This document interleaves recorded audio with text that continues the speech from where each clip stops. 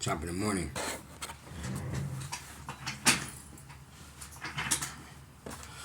Top of the morning. It's your boy Bernard Robinson, aka Prodigal V, coming through with another morning devotion.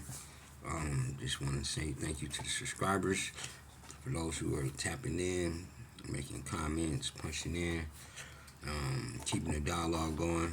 I appreciate the likes. Just appreciate you tapping in. You know what I'm saying? I got content coming. I was working on some new content. Got some new tracks going. You can the links are my link. All the links to the music is in on my bio. Spotify, BandLab, SoundCloud, and Audio Mac. But this morning we're gonna go ahead and go through for the Catch Me on Prodigal V. And the links are in the on the bio page. You can just tap in, man. You know what I'm saying? Stay involved. You know. This morning's gonna be on Leviticus. This morning's morning devotion is March 14th, Thursday. It's on Genesis 25 and 29 through 35, 29 through 34.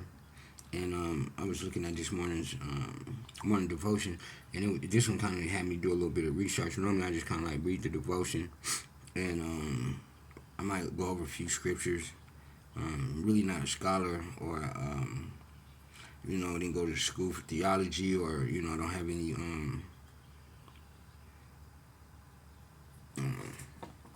I didn't go to school for this, so it's just more like all self-taught, and I just trying to just see where the Lord see where the Spirit leads me, and then I usually get on here and just do a little morning devotion and just kind of reach out, you know what I'm saying, play my part and play my part and try to reach out, you know what I'm saying, just stand down 10 toes for the kingdom.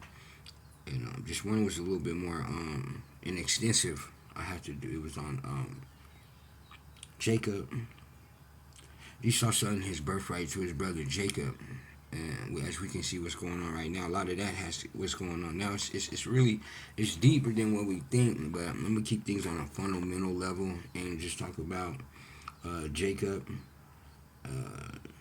Not in a sense manipulating or persuading his brother to sell his birthright, but also he was just like, I guess he had, the gumption to even request it, knowing his brother's estate and being exhausted, Esau being exhausted. But we can go ahead and read it.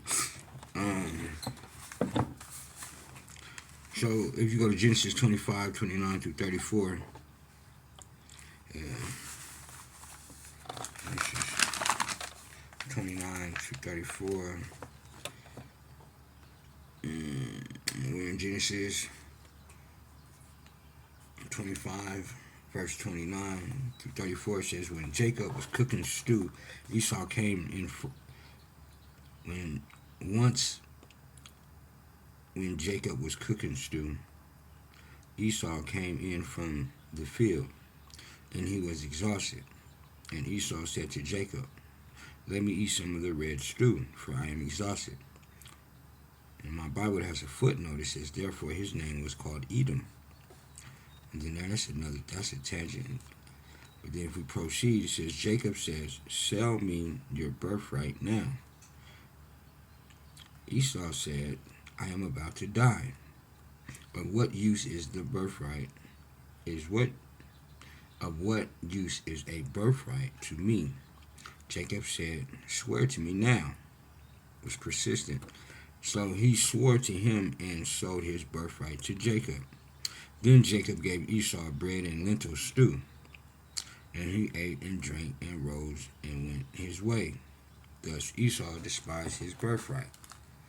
And now this was all this morning. Then so this morning's devotion footnote was like, when have you allowed temptation to cost you a great deal? Why can't only God satisfy your deepest longing? And so, and I was going off of that, just that footnote. The first scripture came to me was 2 Corinthians 12, 9 through 11. After just reading this morning's devotion, footnote, when have you allowed temptation to cost you a great deal, or why can only you satisfy, why can God only satisfy your deepest longings? And it says, but he said to me, 2 Corinthians 12, 9, 11 says, but he says to me, my grace is sufficient for you, for my power is made perfect in weakness. Therefore I will boast all the more gladly about my weakness, so that Christ's power may rest upon me.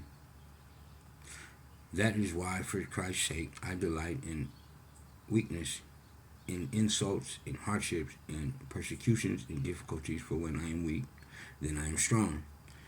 So I was just like, that was the first notion that came to my mind when I read this morning's devotion. When have you allowed temptation to cost you a great deal? Why can only God satisfy your deepest longing? And I'm always thinking like, well, if I'm dealing with temptation, I know that I'm in a space of weakness. So I thought about the scripture, 2 Corinthians 12:9-11. But he said to me, my grace is sufficient for you. For my power is made perfect in weakness. Therefore, I will boast all the more gladly about my weakness, so that Christ's power may rest upon me. That is why, for Christ's sake, I delight in weakness, in insults, in hardships, in persecution, in difficulties. For I am weak, then I am strong.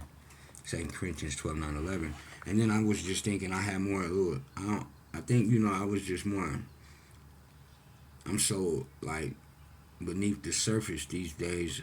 I wanted to read a little bit more into Esau selling his birthright, and it was like I realized it was more like a consensual exchange, and this process of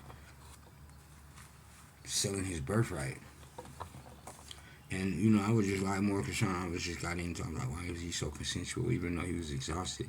You know what I'm saying? We get like that. And I know that just being a follower of Christ, it gets weary, and I understand that part. It's just so much more about that you can unpack. And then I just was like, I'm gonna go ahead and read Mark. I feel like Mark 8:36 came into mind.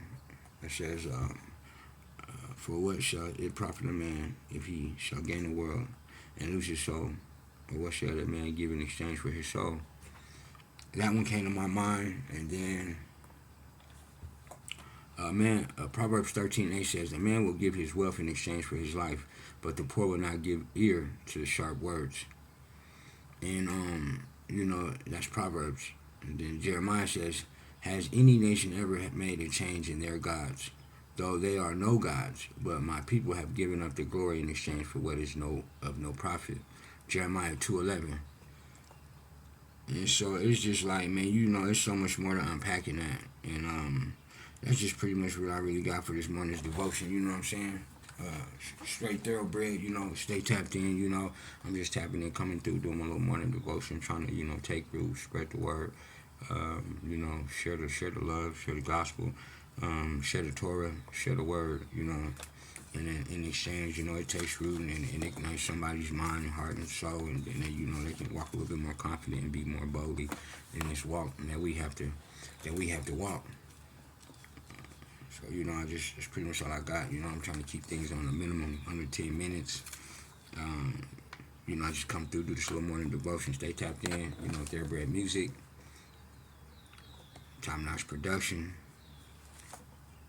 I give him all the glory. Peace and love. Shalom.